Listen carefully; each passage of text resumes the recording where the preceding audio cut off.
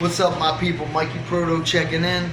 I am at work once again. It's beautiful 2026, and I'm going to do some Bible study. As soon as I get this order, I'm here with a good friend of mine, my young bull, Kier.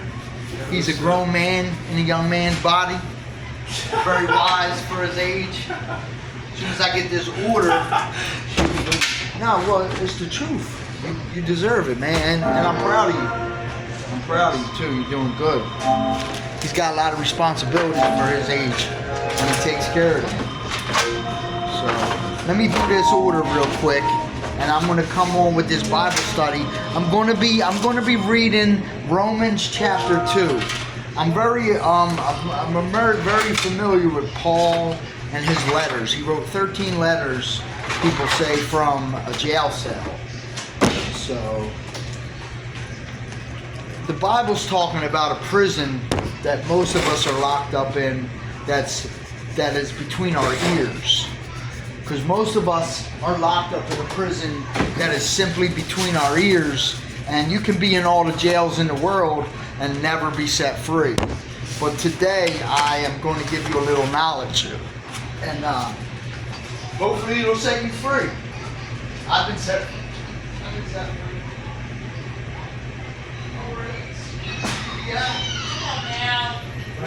GBM.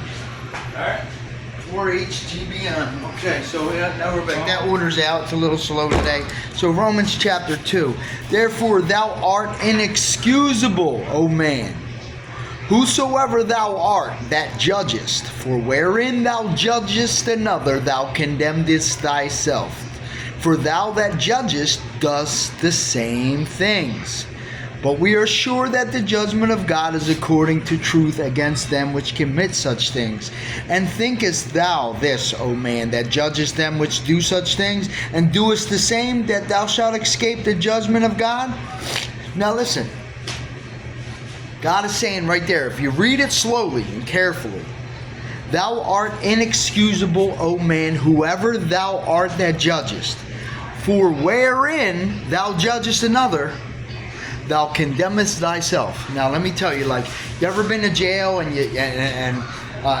here I am, preacher in jail, and I'm talking to the other inmates about God, and immediately they want to talk about other religions, or they want to talk about Islam, or they want to talk about pedophiles, or they want to talk about, oh, they hate rapists, and does a rapist deserve forgiveness? And I'm like, and they're like, well, what do you think of that? And I say, I don't think about that, because I simply think about the truth. So what I'm saying is, you can tell what a man believes by what comes out of his mouth. You can tell what his heart is filled of by what comes out of his mouth.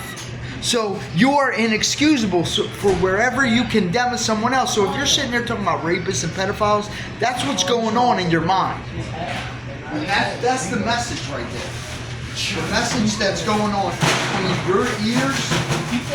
What? What about it? You like it? It's rainbow. Is that gay? Yeah. Bro, it's not gay, bro. I just realized you got your head. Like, God's rainbow. Bro, I see out of your head. You're tall as Mario, and you have the sub Mario Scott. Ah. You look like a looking condom on your head. Wow. And it has rainbow. That's what I feel like when I look at you. Right in the middle of Bible stuff. That's what just comes to my head. That's the first thing that comes to my head. From my boss, bro. No, I'm just saying. That's the first thing that comes to my head. I just looked at it and I appreciate shake my head. It comes out. So I said, no, I gotta come out and tell you this because that's how I feel. So that's a perfect example. You are inexcusable for where thou condemnest thy another, thou condemnest thyself.